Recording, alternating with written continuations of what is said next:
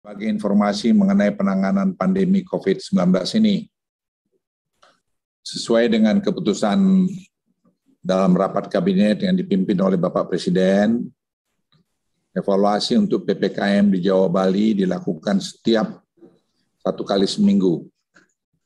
Sementara untuk luar Jawa Bali akan dilakukan setiap 1 dalam 2 minggu. Pada malam ini kami diperintahkan oleh Bapak Presiden untuk menyampaikan keputusan tersebut ke publik. Setiap langkah yang pemerintah ambil tentunya telah mempertimbangkan berbagai aspek serta masukan-masukan dari berbagai ahli dalam bidangnya. Penanganan di luar Jawa, Bali tentunya tidak bisa serta-merta dibandingkan dengan Jawa Bali. Karena tantangan di luar Jawa Bali lebih besar dari tantangan dalam Jawa Bali. Contohnya dalam hal dukungan infrastruktur kesehatan. Pemerintah akan terus bekerja keras untuk mengendalikan pandemi di seluruh Indonesia. Dengan struktur penanganan sekarang ini, menurut hemat saya sudah sangat baik, karena Presiden yang menjadi Panglima paling tinggi dalam penanganan ini, sedangkan Menko Perekonomian dan saya adalah sebagai komando-komando wilayah atau komando lapangan seperti organisasi di militer juga. Tidak mungkin satu komando untuk semua itu, karena itu melihat luas rentang kendalinya. Oleh karena itu keputusan yang diperintahkan untuk menunjuk Menko Perekonomian untuk menangani luar Jawa, dan saya menangani Jawa Bali, saya pikir sudah keputusan yang paling tepat. Penerapan perpanjangan PPKM level 4, 3, dan 2 yang dilakukan sejak tanggal 2 Agustus hingga 9 Agustus di Jawa Bali menunjukkan hasil yang cukup menggembirakan. Dari data yang didapat, penurunan telah terjadi hingga 59,6% dari puncak kasus di tanggal 15 Juli 2021 yang lalu. Momentum yang sudah cukup baik ini harus terus dijaga. Untuk itu, atas arahan Presiden Republik Indonesia, maka PPKM level 4, 3, dan 2 di Jawa Bali akan diperpanjang sampai tanggal 16 Agustus 2021. Terkait keputusan ini akan dituangkan dalam instruksi Mendagri secara lebih detail. Dalam proses keputusan detail ini pun kami telah berkomunikasi dengan cermat dengan berbagai pihak, misalnya asosiasi mal, perindustrian, dan sebagainya, sehingga detail-detail pelaksanaan ini sudah disiapkan dengan baik oleh berbagai asosiasi. Selanjutnya perlu saya jelaskan bahwa penurunan kasus dan perawatan rumah sakit juga terjadi di sejumlah aglomerasi di Jawa Bali, kecuali masih ada masalah di Malang Raya dan juga di Bali. Untuk itu pemerintah akan segera melakukan intervensi kedua wilayah ini untuk menurunkan laju penambahan kasus. Tim kami sekarang sedang bergerak ke sana, dan saya sendiri juga nanti akan pergi mengunjungi kedua daerah ini. Selain jumlah kasus, kami juga melihat laju penambahan kematian di Jawa Bali semakin menurun, meskipun kondisinya masih bisa dikatakan fluktuatif di masing-masing provinsi.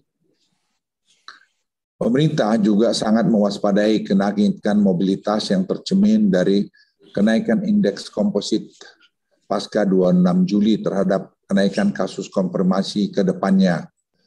Hal ini tentunya akan kami pantau sampai minggu depan, mengingat adanya jeda 14 sampai 21 hari dari perubahan indeks komposit terhadap penambahan kasus.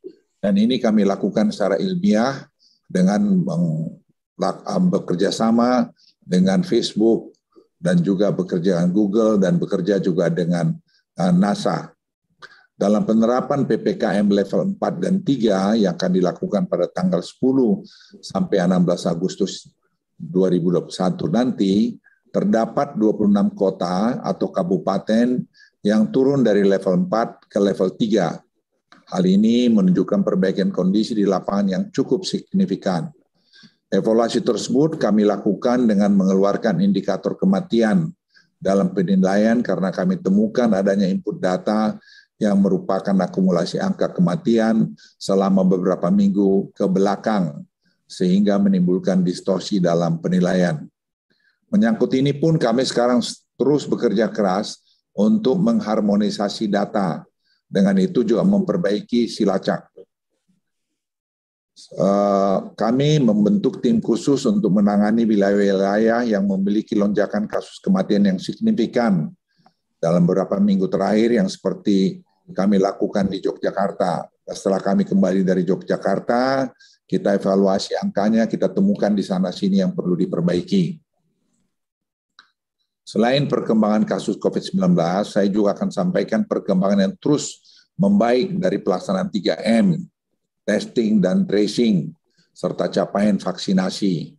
Dan saya terima kasih juga kepada TNI Polri, Pemda, semua pihak, mahasiswa, anak-anak muda kita yang telah bahu-membahu bekerja untuk mensukseskan ini. Kepatuhan mengenai menggunakan masker telah mencapai 82%, meningkat 5% dibandingkan bulan Februari-Maret. Dan ini pekerjaan yang tidak mudah. Dan kami himbau juga pada kesempatan ini supaya seluruh masyarakat membudayakan untuk memakai masker ini. Karena kita mungkin akan hidup dalam bertahun-tahun ke depan dengan masker ini. Karena ini salah satu alat di samping vaksin untuk mencegah penularan varian Delta. Dalam hal peningkatan jumlah testing dan tracing, jumlah spesimen dan orang dites meningkat sangat signifikan hingga 3 kali lipat sejak bulan Mei 2021. Selain itu, dari sisi tracing, keterlibatan TNI dan Polri mampu meningkatkan jumlah kontak erat yang berhasil di tracing. Saat ini memang masih ada pencatatan yang dilakukan secara manual untuk aktivitas tracing ini, terutama karena keterbatasan akses internet untuk wilayah-wilayah pedesaan. Namun hal ini akan terus kami perbaiki dengan penambahan jumlah digital tracer lapangan, dan juga perbaikan pada sistem silacak yang lebih adaptif guna mengakomodasi tracing kontak erat yang akan semakin besar hari ke harinya. Dalam hal kecepatan laju vaksinasi, sejumlah provinsi dan wilayah aglomerasi menunjukkan peningkatan laju vaksinasi harian yang cukup signifikan. Hal ini tentu saja akan membantu dalam hal upaya pengendalian pandemi COVID-19 akibat varian Delta. Dalam OSI perpanjangan PPKM dilakukan mulai 10 Agustus ini, terdapat 2 roadmap yang memiliki penyesuaian dan diuji cobakan, yaitu sektor pembelanjaan mal dan industri esensial yang berbasis ekspor atau penunjangnya.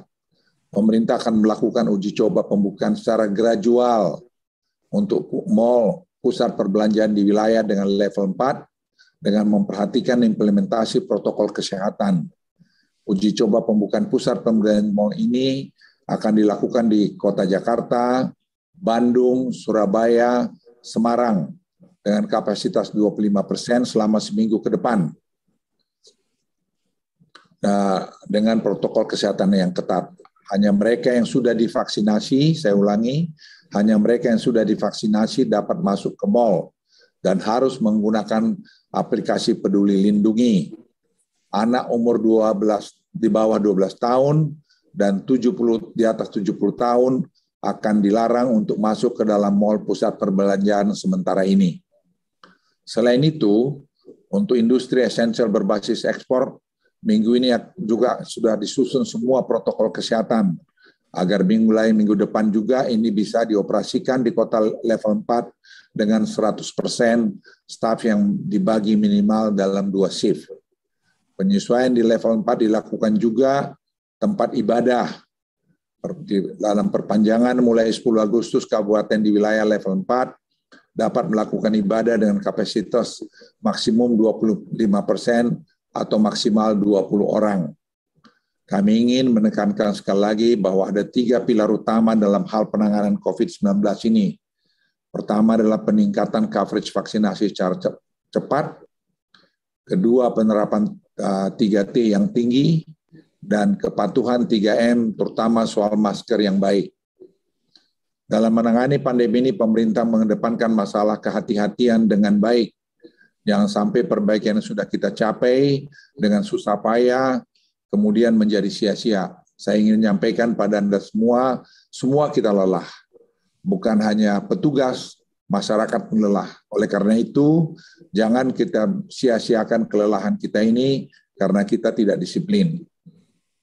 Sekali lagi tentunya pemerintah tidak bisa bergerak sendiri tanpa keterlibatan peran serta dan juga kesadaran masyarakat. Masyarakat hari ini diharapkan memiliki kesadaran tinggi untuk berperan penuh dalam terus menjaga protokol kesehatan, utamanya dan melakukan penggunaan masker agar kita semua keluar dari badai pandemi ini. Saya juga ingin menyampaikan pengawasan, arahan yang diberikan oleh Presiden kepada kami semua adalah dari waktu ke waktu. Yang menurut saya dengan pengalaman saya sebagai seorang perwira TNI melihat bahwa arahan-arahan ini yang membuat proses pengambilan keputusan cepat yang tidak banyak dibayangkan orang. Kalau teman-teman melihat di dalam proses pengambilan keputusan ini, bagaimana peran Presiden dalam mengarahkan adalah satu saya pikiran langkah-langkah yang sangat patut kita apresiasi. Dan diakhiri juga dalam kesempatan ini saya ingin mengucapkan selamat tahun baru Islam 1443 Hijriah. Semoga kita semua selalu diberikan kesehatan, keberkahan, serta kekuatan untuk berjuang keluar dari pandemi COVID-19 ini. Terima kasih. Wassalamualaikum warahmatullahi wabarakatuh. Saya persilakan Menko Perekonomian.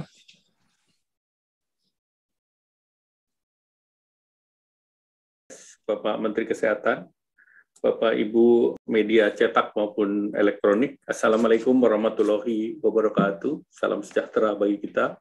Om Swastiastu, Namo Buddhaya. Mungkin boleh share slide. Pertama, tadi kami hanya ingin menambahkan apa yang sudah disampaikan oleh Bapak Menko Marinvest secara nasional. Kita lihat terjadi tren penurunan, walaupun ini masih dinamis, masih berubah. Namun kita lihat dari 7-day moving average, kasus konfirmasinya secara nasional 32.324 per mingguan, angka mingguan. Tingkat kematiannya 1.625 dan di rumah sakit 72.659. Kalau kita lihat berikut, kita lihat secara nasional memang Jawa Bali sudah mengalami penurunan, tadi sudah disampaikan oleh Menko Marinvest, dan kontribusi luar Jawa Bali sekarang 46,5% dari total nasional, dan kita lihat bahwa terjadi penambahan sebesar 1,23%. Lanjut. Nah, ini kita lihat di luar Jawa Bali ada yang meningkat, yaitu Sumatera Utara, Kaltim, Sumbar, Papua, dan Riau. Namun juga ada 10 provinsi yang menurun, yaitu Jambi, Bengkulu, Lampung, Kepri, NTB, NTT, Kaltim, Maluku, Maluku Utara, dan Papua Barat. Berikut. Ini beberapa hal yang menjadi arahan Bapak Presiden, yaitu peningkatan vaksinasi, kemudian arahan Bapak Presiden juga peningkatan testing tracing, yang targetnya per 1.000 itu 10, kemudian juga pembatasan PPKM yang ketat, kemudian juga terkait dengan isolasi terpusat. Nah, terkait dengan vaksinasi, ini yang ditargetkan kepada TNI, Polri, Pemda, dan BKKBN, dan khusus untuk di luar Jawa Bali, ini sudah ada jadwal pengiriman di bulan Juli dan Agustus itu sekitar 10,6 juta, kemudian yang akan juga hadir 12 Agustus sebesar 6 juta, kemudian ada rilis pengiriman 5,6 juta, dan diharapkan ini bisa terkirim minggu ketiga bulan Agustus sebesar 34 juta dari total 73 juta yang akan datang di bulan Agustus. Lanjut. Nah, ini data-data tingkat daripada pengetesan, karena memang jumlah tes yang ditargetkan adalah yang biru sesuai dalam instruksi Mendagri di 27 kabupaten kota. Angka merah itu menunjukkan capaian, misalnya Kaltara sudah mencapai 75%, Kaltim itu sekitar 65%, dan kemudian beberapa daerah lain juga sudah mengalami peningkatan. Lanjut. Nah, ini kita lihat beberapa daerah mobilitas.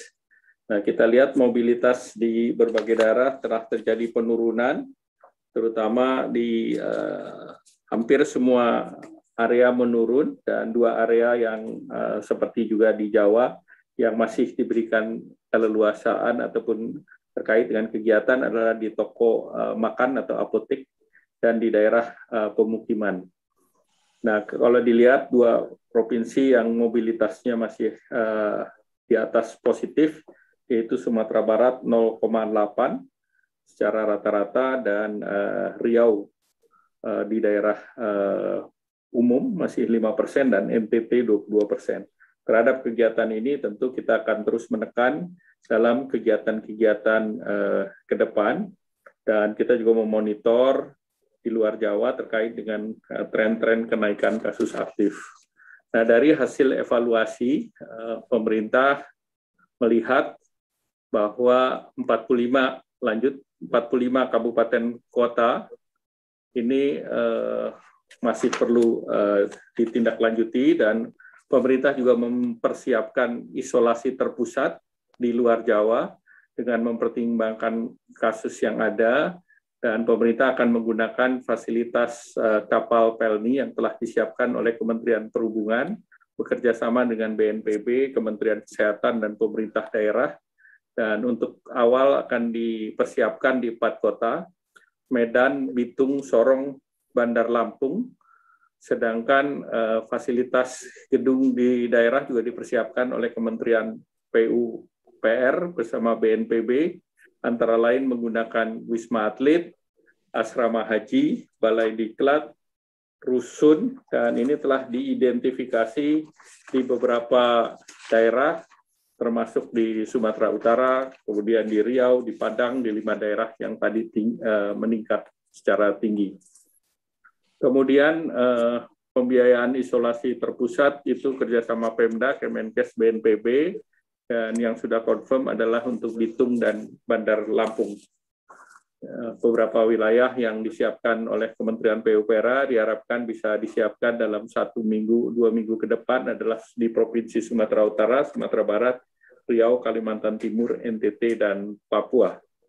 Selanjutnya, nah ini adalah 45 kabupaten kota yang akan diperpanjang karena ini adalah levelnya adalah level 4 dan resikonya masih resiko tinggi.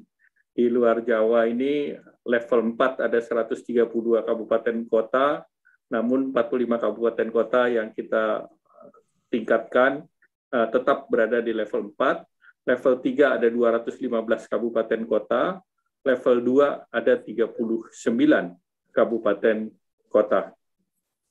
Selanjutnya, sesuai dengan arahan Bapak Presiden, khusus di luar Jawa Bali akan diberlakukan perpanjangan selama 2 minggu, yaitu tanggal 10 sampai dengan tanggal 23 Agustus, karena memang berbeda dengan Pulau Jawa yang sudah menurun, maka yang di luar Jawa ini karena natur kepulauan dan wilayahnya luas, maka akan diperpanjang selama 2 minggu, dan levelnya adalah yang untuk level 4 ada 45 kabupaten kota, level 3 302 kabupaten kota, kemudian di level 3 302 kabupaten kota yang terdiri dari sebagian level assessment 3 dan sebagian level assessment 4. Kemudian di level 2 ada 39 kabupaten kota. Kemudian perubahan pembatasan untuk PPKM level 3 di luar Jawa Bali, yaitu 1, kegiatan belajar mengajar dapat dilakukan tatap muka, maksimum 50% dengan prokes ketat. Kemudian industri orientasi ekspor dan penunjangnya beroperasi 100% dengan prokes ketat, dan apabila ditemukan klaster akan ditutup 5 hari. kemudian restoran, makan di tempat maksimal 50% dengan prokes ketat, kemudian di pusat pembelanjaan 50% wajib masker, tempat ibadah 50%, kapasitas 50 orang dengan prokes ketat. Ini yang khusus untuk level 3. Jadi saya ulangi, ini level 3, bukan level 4. Khusus level 4 di luar Jawa Bali akan ada penyesuaian di industri ekspor dan penunjangnya. Ini bisa beroperasi secara penuh dan apabila ditemukan klaster ditutup 5 hari dan tentu harus berbasis IOMKI dan dilakukan vaksinasi. Sedangkan tempat ibadah maksimal 25% atau 30 orang dengan prokes ketat. Dan ini seluruhnya akan dimasukkan di dalam instruksi Mendagri yang akan diterbitkan pada malam hari ini.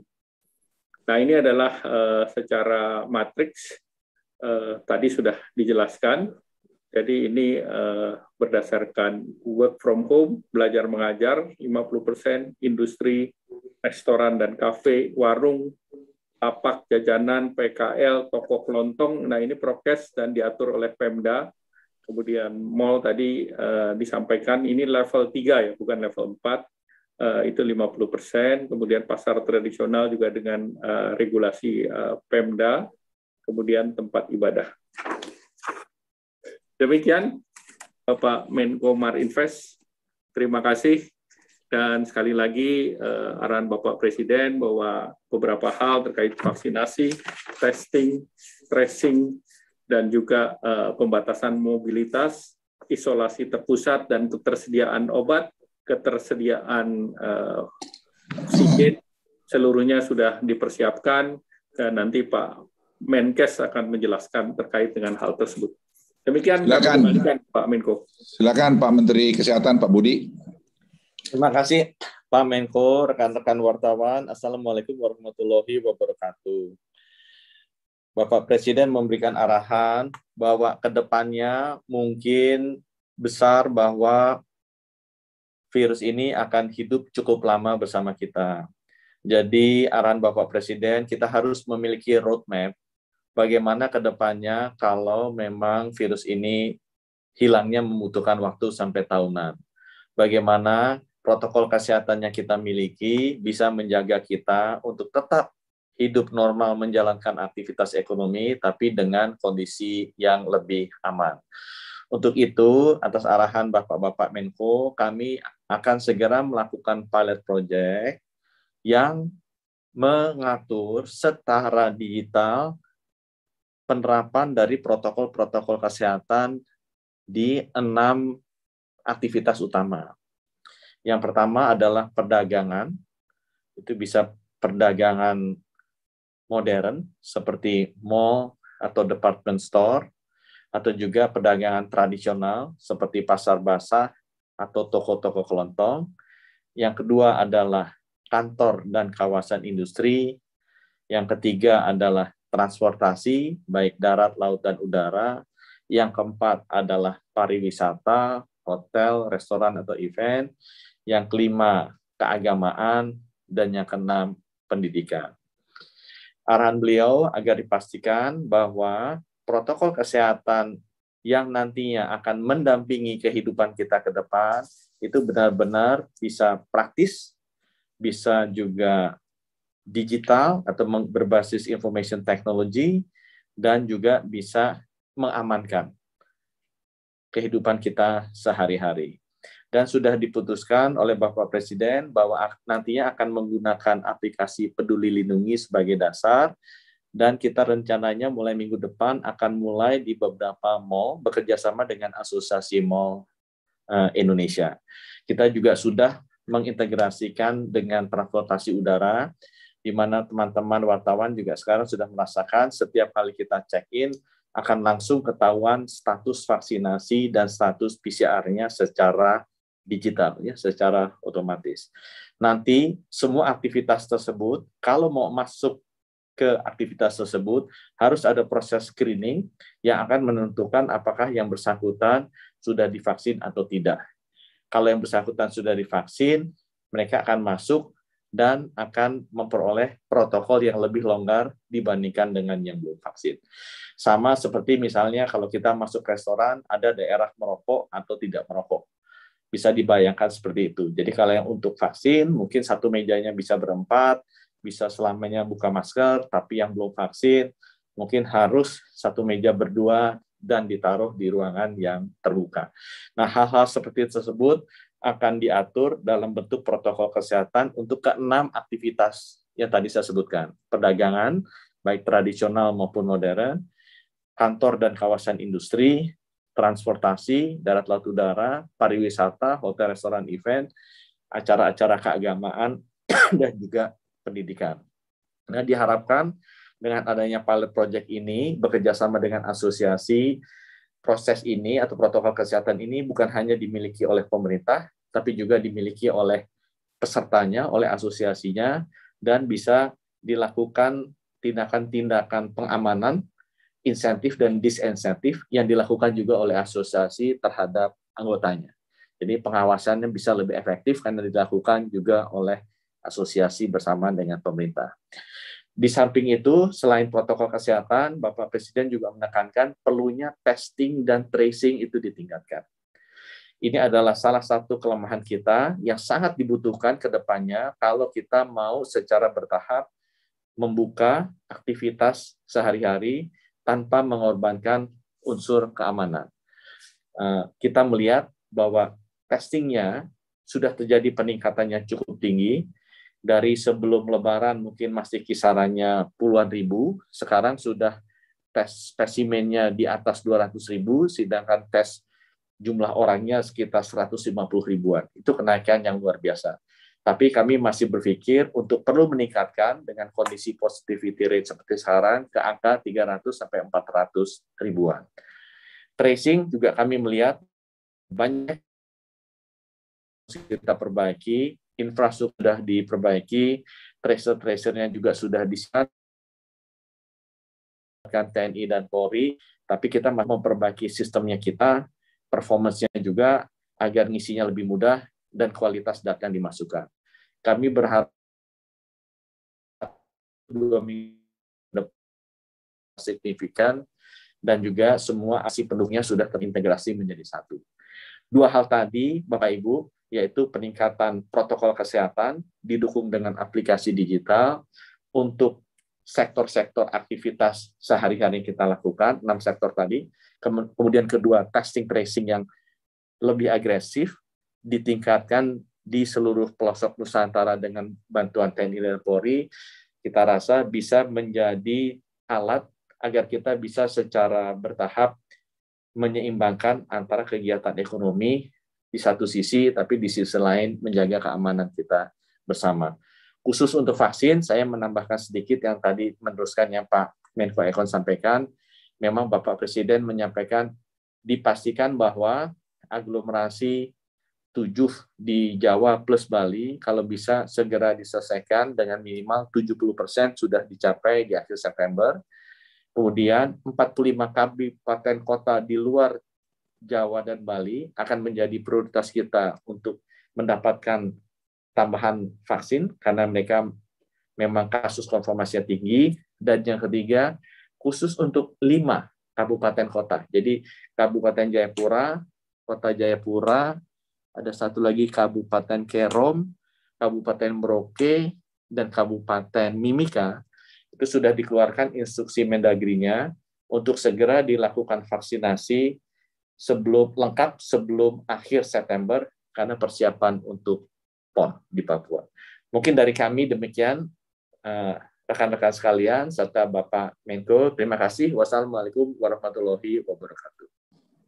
Teman-teman media, saya kira kami bertiga sudah memberikan penjelasan. Sekali lagi saya menyampaikan tadi apa yang disampaikan oleh Menko Perekonomian dan juga Menteri Kesehatan. Kita ke depan mungkin akan hidup seperti ini, di mana semua akan makin banyak digitalized, jadi akan banyak kita nanti mengandalkan kartu vaksinasi atau Q card gitu, dan atau juga nanti masker, cuci tangan dan seterusnya. Jadi semua pembayaran bungit juga akan nanti orang kurangin dengan cash, akan lanjut juga mungkin dengan handphone. Ini saya kira kita ambil saja hikmahnya untuk ini semua. Yang kedua, saya ingin ingatkan teman-teman semua, kita semua rakyat Indonesia super hati-hati menghadapi ini. Kita tidak perlu jumawa bahwa ini sudah selesai, masih jauh dari selesai. Dan tadi hasil studi para pakar ahli dunia, 70% mereka mengatakan ini kasus akan terus masih beberapa tahun ke depan. Oleh karena itu, gaya hidup kita pasti akan berubah. Cara hidup kita harus berubah. Dan kita harus bersama-sama menyesuaikan dengan cara baru ini. Oleh karena itu, kami mohon kita semua harus bahu-membahu untuk bekerja dan untuk mensukseskan ini. Apa yang kita lakukan, kita seluruhnya selalu komunikasikan dengan terbuka dan selalu kita minta pendapat masukan untuk membuat yang terbaik buat Republik tercinta ini. Sekali lagi terima kasih, selamat beraktivitas.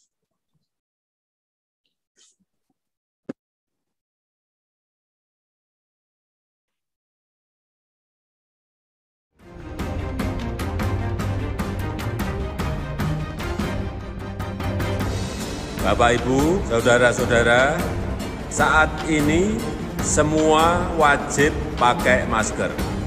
Indonesia pasti bisa.